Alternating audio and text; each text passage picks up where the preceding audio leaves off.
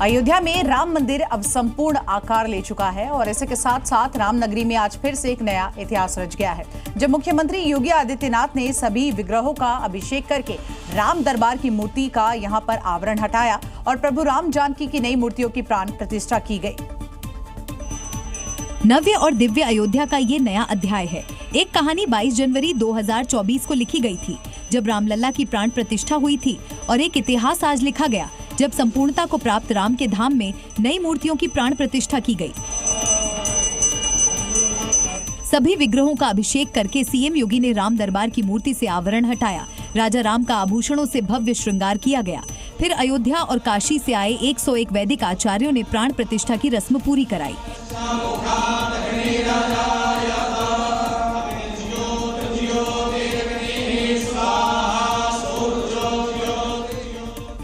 राम दरबार के मूर्ति की ऊंचाई सिंहासन समेत 7 फीट है। सिंहासन करीब 3.5 फुट ऊंचा है, जबकि सीताराम का विग्रह 4.5 फुट ऊंचा है।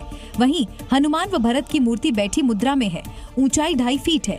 लक्ष्मण व शत्रुघ्न की मूर्ति खड़ी मुद्रा में है, इसकी ऊंचाई 3-3 फीट है। सीएम योगी का आज ही के दिन जन्मदिन होता है। एक राम भक्त के लिए जन्मदिन पर इससे सुंदर सौगात क्या हो सकती है भला, जबकि उसे साक्षात श्री राम के शरणागत होने का पावन मौका मिला हो।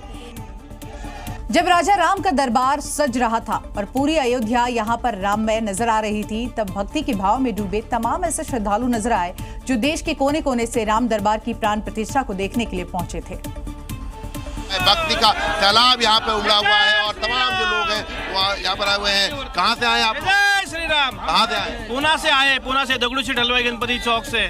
बहुत आनंद आ रहा है हमको। और ये राजा राम के दर्शन प्राप्ति की खुशी है। भक्त शब्दों में बयान नहीं कर पाए, बस इनके भाव देखिए। तो उनका प्राण प्रतिष्ठा कौन कर सकते हैं, जो 14 भुवन का मालिक है। राम हमारे पूर्वज हैं, हम उनको अपना ईश्वर मानता हूँ, आदर्श भी मानता हूँ। दर्शन करना चाहते हैं, पहली बार आए यहाँ पे। बहुत अच्छा लगा, घूमने में बहुत अच्छा, मंदिर भी बहुत अच्छे लग रहे हैं। कैसा लग रहा है दरबार पे खड़े हैं आप? लग रहा है बस भगवान का दर्शन हो जाए। यानी आस्था में डूबे भक्त बस रामधुन पर झूम रहे थे। अपने आराध्य के दर्शन की चाहत और प्राण प्रतिष्ठा का शुभ मुहूर्त, भला अयोध्या आने का इससे अच्छा मौका क्या हो सकता है। यहाँ पर लगातार जो है जय राम श्री राम का जो जाप है वो तमाम लोग करते हुए नजर आएंगे। ये तस्वीरें बेहद खास है। सीएम योगी जब राम दरबार की प्राण प्रतिष्ठा में पहुंचे तो एक संत का उनके साथ लगातार मौजूदगी जो है वो देखी जा रही थी। इनका नाम है सतुआ बाबा। आखिर क्या है इस संत का सीएम से कनेक्शन और क्यों ये संत इन दिनों चर्चा में, आइए जानते हैं। योगी आदित्यनाथ के साथ संतोष दास उर्फ सतुआ बाबा की घनिष्ठता कोई संयोग नहीं, बल्कि एक गहरी साधना और सामाजिक प्रतिबद्धता का परिणाम है। योगी आदित्यनाथ जी महाराज जी का जन्मदिन अपने आप में जन्मदिन है। योगी जी की प्रार्थना हर उत्तर प्रदेश के साथ होती है और उत्तर प्रदेश के हर नागरिक की प्रार्थना योगी आदित्यनाथ के लिए होती है। सतुआ बाबा ने महाकुंभ 2025 में खाक चौक संतों के लिए भूमि आवंटन को लेकर प्रशासन के खिलाफ धरना दिया था, जिससे उनकी सक्रियता और प्रभाव का पता चलता है। सैद्धांतिक वैचारिक समानता के चलते सतुआ बाबा के सीएम योगी से घनिष्ठता बढ़ी। इसकी झलक एक बार फिर देखने को मिली है, जब जगत गुरु विष्णु स्वामी संप्रदाचार्य पद के लिए सतुआ बाबा का पट्टाभिषेक समारोह रखा गया और इसमें सीएम योगी भी शामिल हुए। सीएम योगी सिर्फ राम दरबार की प्राण प्रतिष्ठा में ही नहीं शामिल हुए, बल्कि उन्होंने यहां पर अपना 53वां जन्मदिन भी प्रभु राम के चरणों में सेवा करते हुए बिताया। वैसे भी महंत योगी से सीएम योगी बनने के बाद सेवा, विकास, सुशासन ही तो उनका मूल मंत्र बन गया है।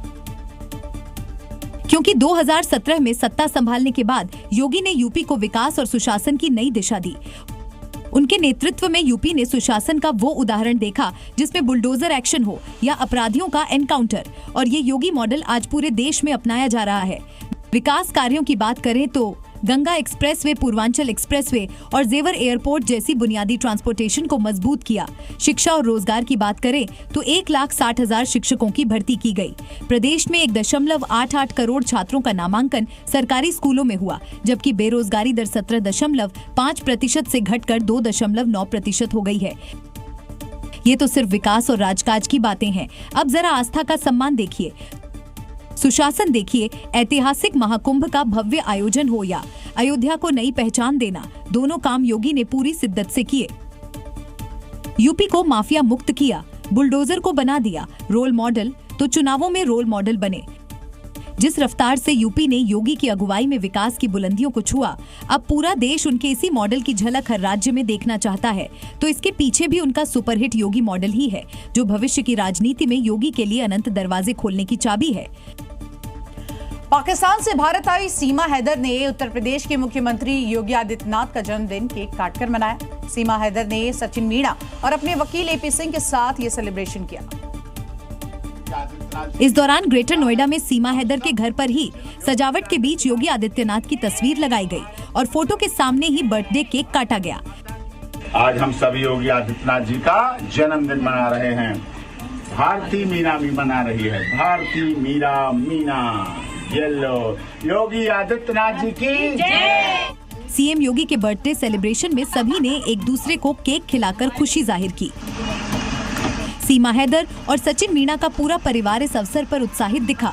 इस दौरान वकील एपी सिंह बोले, पाकिस्तान पीएम मोदी, सीएम योगी और अमित शाह के नाम से कांपता है। दरअसल उत्तर प्रदेश के मुख्यमंत्री योगी आदित्यनाथ के 53वें जन्मदिन पर पूरे प्रदेश में खासा उत्साह है। पाकिस्तान से आई सीमा हैदर से लेकर वाराणसी और अयोध्या तक योगी को उनके जन्मदिन पर बधाइयां दी गईं। इस मौके पर सीमा हैदर ने सचिन मीणा और अपने वकील एपी सिंह के साथ मिलकर योगी आदित्यनाथ का जन्मदिन जोर शोर से मनाया। देश भर में एक बार फिर से कोविड के मामलों में तेजी से बढ़ोतरी हो रही है और इसका असर भारत के 27 राज्यों में भी नजर आने लगा है, जहां पर पिछले 24 घंटे में कोरोना के मामले तेजी से बढ़ते जा रहे हैं। ऐसे में अब ये भी चर्चा होने लगी है कि क्या कोरोना की चौथी लहर भी आने वाली है, क्योंकि जिस रफ्तार से कोरोना का संक्रमण दोबारा फैल रहा है, इस आशंका से इनकार भी नहीं किया जा सकता। स्वास्थ्य विभाग के मुताबिक भारत में अभी कोरोना के एक्टिव मामले 4,302 से बढ़कर 4,866 हो गए हैं और लोगों में इसलिए भी दहशत है क्योंकि अब मौतें भी हो रही है। पिछले 24 घंटे में कोविड से 7 लोगों की जान गई। देश के हर शहर में कोरोना का संक्रमण फैल रहा है। राजधानी दिल्ली में इस समय 562 एक्टिव केस हैं, यानी बीते 24 घंटे में 105 नए मामले सामने आ गए और 2 मरीजों की जान भी गई, जिसमें से एक 5 महीने की बच्ची भी शामिल है। कर्नाटक में अभी 2 लोगों की संक्रमण से मौत हुई है, जबकि महाराष्ट्र में 3 मरीजों की जान चली गई है। देश के दूसरे राज्यों में भी कोरोना के आंकड़े बढ़ रहे हैं। गुजरात में एक्टिव केसों की संख्या 508 है, जबकि कर्नाटक में 436 मरीज हैं। देश में सबसे ज्यादा कोरोना के मरीज इस समय केरल में हैं, जहां 1487 मामले दर्ज किए गए हैं। इस तरह महाराष्ट्र में 526 और पश्चिम बंगाल में 538 लोग कोरोना की चपेट में आ गए हैं।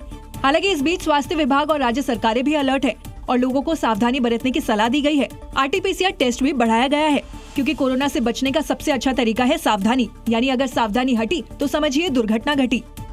धोखाधड़ी और 420 करने वाले एक से बढ़कर एक महारथी हैं। अब देखिए ना, उत्तर प्रदेश के कुशीनगर में हेराफेरी का एक गजब मामला सामने आया है, जहां पर पीएम आवास योजना का लाभ लेकर होटल बना दिया गया। ये जो 2 मंजिल चमचमाता हुआ होटल देख रहे हैं, वो पीएम आवास योजना की देन है। अमूमन भारत सरकार पक्का घर देने के लिए लोगों को आर्थिक मदद देती है, लेकिन यहाँ तो ऐसा खेला किया गया कि पैसे लिए घर बनाने के लिए, लेकिन खड़ा कर दिया 2 मंजिला होटल।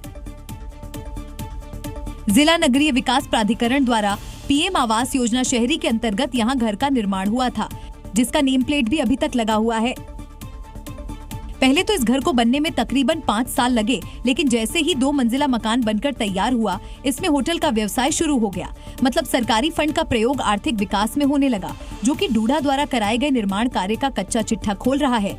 जो सूचना है मुझे प्राप्त हुई है, इसका संज्ञान ले लिया गया है। मैं इसकी जांच कराता हूँ। जांच में अगर किसी प्रकार के प्रतिकूल तथ्य अगर प्राप्त होते हैं तो उसमें हम लोग विधिवत और सख्त कार्रवाई करेंगे। प्रधानमंत्री आवास योजना का उद्देश्य गरीबों के लिए छत उपलब्ध कराना है, लेकिन कुशीनगर में इस योजना के तहत बने आवास में होटल चल रहा था। इसलिए जब पुलिस को सूचना मिली तो यहाँ छापेमारी की गई, जिसके बाद गोरख धंधे का पूरा खेल सामने आ गया।